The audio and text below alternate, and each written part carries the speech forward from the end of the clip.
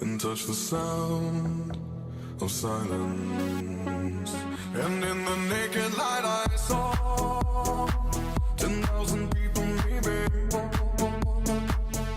people talking without speaking, people hearing without listening, people writing songs that voices never share, and no one dared disturb the sound of silence.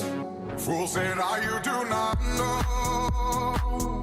Silence like a cancer grows. Hear my words and I might teach you. Play my arms and I might reach you.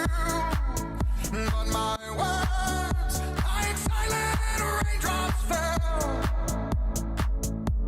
and echoed in the wells of silence.